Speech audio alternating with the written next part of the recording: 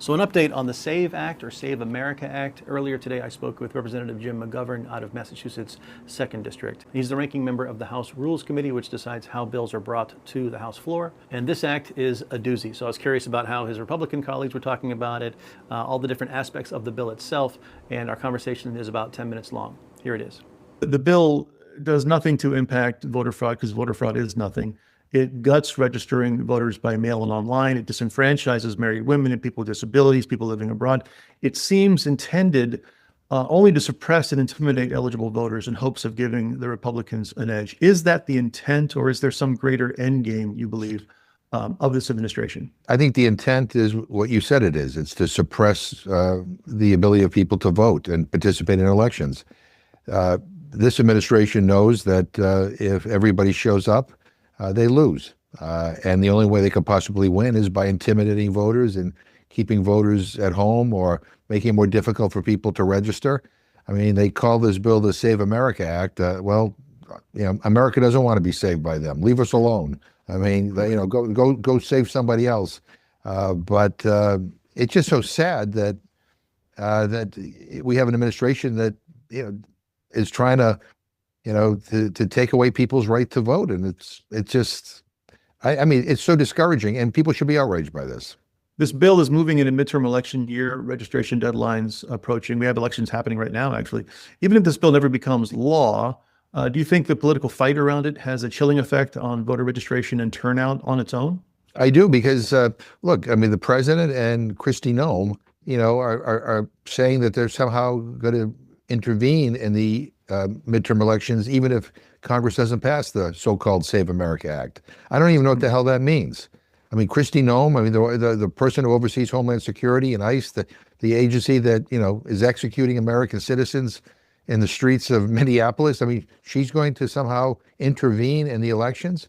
You know, does that mean ICE agents are going to be present at all the polling stations? I mean, I find all this chilling. I mean, no matter what your politics may be in this country, we all should want maximum participation.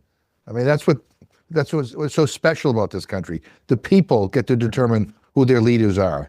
And it seems like, you know, Donald Trump and MAGA, you know, want to determine on their own who runs this country. I get it. Trump's scared, and he should be, because he's incredibly unpopular right now. And in reading through the bill, like the first half of it is just raising the standards on documentation to a level that is incredibly onerous. And the second half is about essentially giving DHS carte blanche to purge whoever they want from the voter rolls.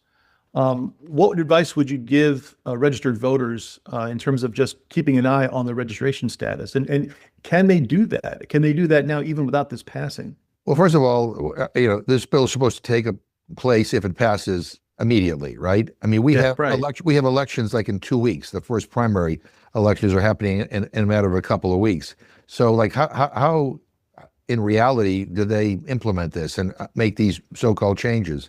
And I don't know of a single state, including a lot of red states, who feel comfortable turning over their voting rolls to Kristi Noem. I mean, for what? You know, I mean, you know, and some of the requirements that they want to impose. I mean, in order to register, you're going to probably have to have a passport. That's about $130. I mean, what if you don't have a passport? You know, what if you can't afford $130? And if you're a woman who has a different name than your birth certificate, they say, well, we'll take care of that. There'll be a different process for women, you know, whose names are different from their birth certificate. You'll have to sign an affidavit. You'll have to jump through more hoops. Like what? I mean, this is crazy. This is nuts. I mean, what the hell's wrong with these people?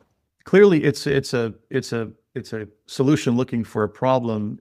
Are Republicans saying anything behind closed doors that show that they're a true believer in this, or do they understand that this is just voter suppression? So the Republicans that I've talked to, you know, off the record, behind closed doors, you think that this is a bunch of crap. I mean, they think this is a way for Trump to kind of create a new problem that is not real. I mean, you know, to the extent that there's any fraud in our elections, I mean, it gets exposed. And by the way, the fraud that we learn most about is not undocumented immigrants. participating in our elections. I mean, we have Republican, political operatives, who are being called out for election fraud, and they being fined and they're going to jail. And we have a president who can't accept the results of elections where he doesn't win. I mean, he sent the FBI and Tulsi Gabbard down to Georgia to get the votes from the 2020 election because he can't believe he lost. I mean, this is unbelievable. I mean, they had a Republican governor, a Republican Secretary of State. They went over those votes 100 different times. Trump lost. Sorry, you lost.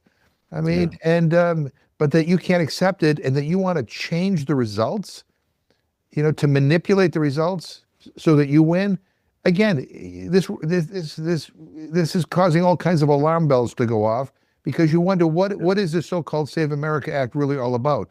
It is about trying to rig the elections so that he wins. And there's one provision that's gotten almost no public attention at all, and that's the private right of action. Right. Meaning that private citizens could sue election officials who process a registration without proper documentation. What could that actually mean on the ground for election workers and how they interact with voters trying to register? First of all, I think a lot of people won't want to be election workers. I mean, why open yourself up to, a possible suit? I mean, people can say this process is not legitimate, and if the elections don't turn out the way Trump wants, so then they'll be coming after me. And so that'll have a chilling effect. Or you'll get election workers who will, go overboard in requiring excessive documentation to the point that a lot of people who would be eligible to vote will not be qualified to vote in the upcoming election. So, I mean, this seems to go against everything this country stands for and what we're about. I mean, if this were happening in Russia, or happening in Hungary, I would, I get it. You expect that, but it's happening here, and that the pushback by Republicans, is almost nothing right now. I mean, privately they know this is a bad thing. They know that this will suppress the vote, but they're too afraid of Trump to be able to say anything, and I find that really depressing. Now, you're the ranking member on the House Rules Committee. When the Dems have the gavels, you're the chairperson of it. You've called this bill voter suppression. You fought it in committee. You've spoken out against it on the floor. Is there a Democratic counter strategy to make the affirmative case for expanding voting access after winning the midterms and taking back Congress? Absolutely, we need to have one, right? I mean, we need to remind people about the importance of their constitutional right to vote in elections. We need to remind people of this country that they determine their leaders, and their leaders don't determine, who runs this country. Voters do, and I think we have to be aggressive about it. I really do. I mean, this is their efforts really are aimed at suppressing the votes of women, of minorities, of people who they feel, might vote against their wishes or against their candidates. And I mean, all over the world, and I've had the privilege of traveling to many countries over the world, people have always looked to us as this shining example of what democracy looks like. That we actually we can determine who our leaders are, and if we don't like them, we can vote them out. And if they do something illegal, we can impeach them. That's all changing now. I mean, people are looking at what's happening in this country and saying, what the hell is going on here? Are you losing your democracy? Are you sliding towards authoritarianism? And whatever happened to every person matters, and every person who is eligible can vote. That seems to be thrown out the window. Well, I really appreciate your time. And finally, this is a little off topic, but I began by making cooking videos, and I've intertwined civics and politics into that because you can actually talk about politics through food very easily. What's your favorite meal, or what's your favorite food?